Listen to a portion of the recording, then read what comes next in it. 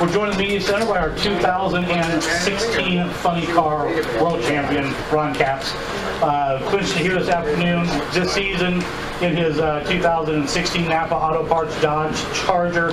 He had 5 wins, 5 runner-up finishes, 4 #1 qualifying positions. Still got some business left to go tomorrow, but it's been a whirlwind the past couple weeks. You had a good lead, but still has it sunk in yet? No, it hasn't. Although the jacket is a dead giveaway. In this, my Mr. T starter kit here, this is database. I can't even tell you how focused Tober's been all year, and I kind of, I had a feeling we were going to have a chance. I did Funny Car. But I almost gave up. Not that I gave up trying to win a championship, but I almost kind of gave up the chance of trying so hard and wishing so hard, and just focusing on winning races. And all the accolades I've gotten this year, especially, the 50th win, passing some people I really looked up to in the sport with wins. That's mind-boggling to me every time I mention one of his names. But we got to the countdown with the big lead, and I thought, okay, now we really got a shot at it. And we said at the beginning of the year, this is the toughest funny car class ever. Then it was the 50th anniversary of the funny car, which was awesome. I brought out the boots here to sort of go back in time and wear the boots like they did when I was a kid. And it just, it just kept snowballing. We kept digging and digging and digging. I just Tober had that eye. And Don Schumacher, he's such a great owner. He just lets us do our thing. He doesn't bug us. He lets Ron tune. He lets me drive. And when we need help, he'll come in and help us. But what a great, great season. You come close 4 times, runner-up. Had you given up, or where did you think your career would have stacked up if you hadn't won a championship? Well, I'm not giving up, but just giving up trying so hard. I mean, just really worrying about it. And hearing that mentioned with my name, although it was mentioned with Doug Collette as well, so I felt a little better because I really look up to Doug, and I think he's a great race car driver. But that moniker, just having, all those wins and not have a championship, and I started thinking, man, I drove for Don the Snake Prudhomme for 9 years. Some great people. We really battled for championships, and then to go to Don Schumacher's and really be in contention every single year. I don't think there's a funny car, including John Force, a funny car driver on the grounds that can say they've been in contention every year of their career, like I have been able to say, and I have. And from the get-go in the Copenhagen car, we've been one of the cars talked about right down to the season, and Pomona right down to the finals. And that's not something a lot of people can say. So second places, there were a lot of drivers who would take those second places, and but I knew if I just kept hoping that we would have the countdown season that we thought we could have, and it finally came together. But man, what a fight. I mean, I have not slept good since Indy. I mean, my stomach has been in a knot since Indy, but I've done my job in the car, and it's made me focused. And this sport's been great. To be a Mellow Yellow champion and take the crown from Del Worsham, who I thought represented Mellow Yellow and NHRA as a champion as good as anybody could, and really proud to take this and carry it on. But Coca-Cola Company, everybody, but Napa Auto Parts, they deserve it. We've been together a long time. Just signed a 3-year deal with them, an extension, and that's great for drag racing. Where'd you get the boots, man? I had these made, believe it or not, when I drove the nostalgia car at the Heritage Series at Formosa, the March meet. And I had them made a couple years ago. And I raced James Day, a good friend of mine. And he beat us, and he loved it. He kept telling me he wanted the boots. And I did it because I was going to race a nostalgia car. And these are the boots I saw Ed McCulloch wear, and Don the Snake Prudhomme, and Don Schumacher when I was a kid. So I had them made by Impact. And I gave them to James. He won the March meet this year, driving the nostalgia funny car. And so I called him the other day. I said, "Can I borrow those back just for a couple days?" And he was here in like 10 minutes. Brought them over and handed them to me. And it's been really fun to put these on, especially the older drivers. I don't think Hagen's old enough to even know what they wore back then. Because he called them my dancing boots. And I'm like, dude, do you realize what funny car drivers wore when I was a kid? But the older drivers, they dug it. Forrest rode up, and he was just shaking his head. He thought he still had some in his closet. Are you going to sleep for that trophy tonight? Oh my God, I'm not sure I'll sleep tonight.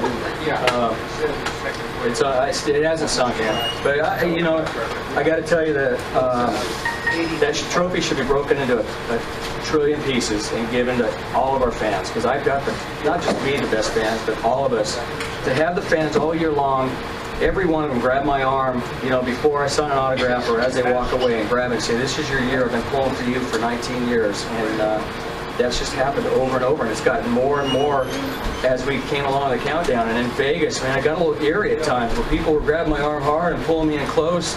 And the Facebook fan page, just with the messages of all the fans, it's crazy that it's crazy. So this definitely is for all of our fans. How did that support? I'm not sure it helped me. Or did it? No, I just, it almost made it worse at times because I felt bad. I almost felt like we needed to win a championship for the fans that were really wishing me to win a championship. I was telling myself, I can't wait for us to win one so they can feel like they won one. And this is kind of how it feels. Yeah. And to do it here, Wally Parks Boulevard, on a November night, with the sun going down, in just the legendary track of Pomona is just crazy. I sat in the grandstand as a kid and watched Joe Amato and Ormsby stage in that final round. I watched a lot of really cool stuff in that grandstand as a kid, and it was like it was like going to Green Bay for me. Just legendary. So to strap on a pair of boots and go down that track and crown 2016 Mellow Yellow champion here is awesome.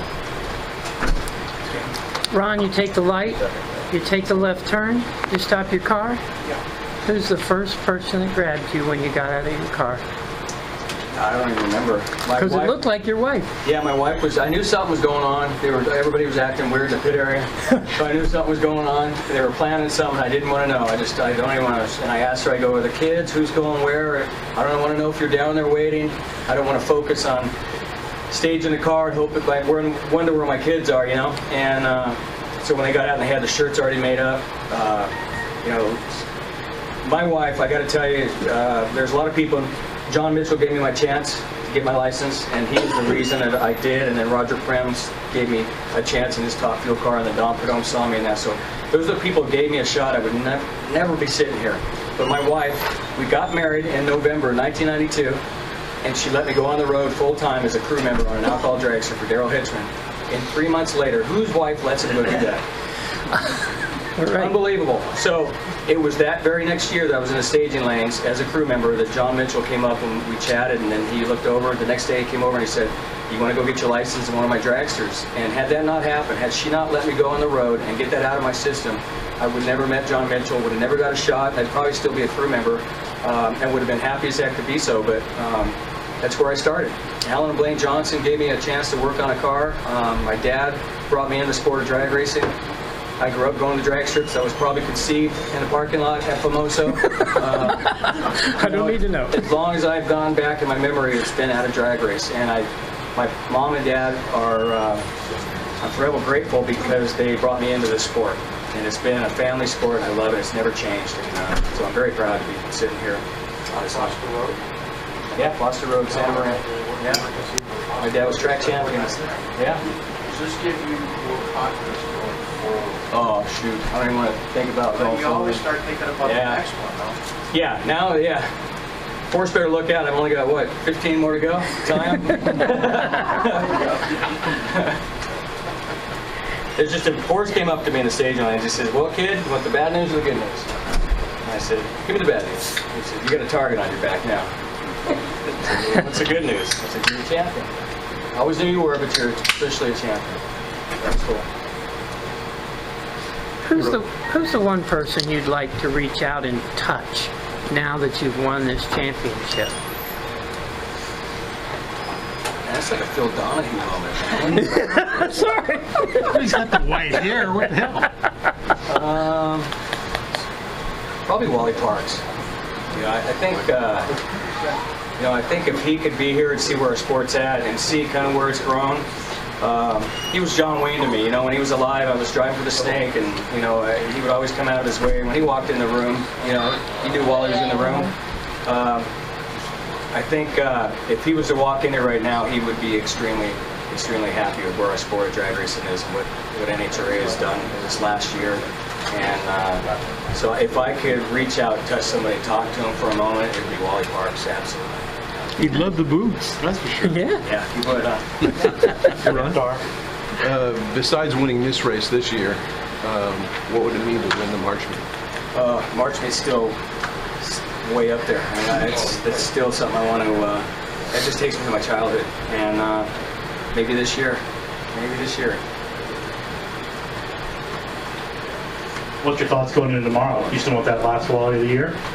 Yeah, absolutely. We want to. I've been afraid to do anything all week. I've been afraid to go to the gym. I was like bubble wrapped. I didn't want to hurt myself. I didn't want to start a speech for Monday night. I was afraid to jinx anything. So I finally started Thursday writing a little bit of a speech, and I got more nervous about thinking about the speech than I was Friday qualifying. So it took my mind off getting out here. Tomorrow to win would be great. It'd be icing on the cake, and I know Ron Tober's going to be focused for that. And Don Schumacher, he comes in late tonight, and I can't wait to see him. I know he just sent a text to me and congratulated me on being 2016 NHRA World Champion, and that was the first thing that hit me. Like, hey, well, this is for sure. And so I can't wait to see him in the morning because he's really gave us everything we needed to. We're so grateful to have Don Schumacher. Think of if he wasn't in the sport, he could go on an island and just enjoy himself. And if I was him, I probably would. But the fact that he loves this sport enough to have 8 awesome sponsored nitro cars, everybody should be grateful that he's pushing everybody in the sport. But I'm grateful that I drive for him, and I can't wait just to see him and give him a hug. Anyone else? Great. Thank you very much. Congratulations, Ron.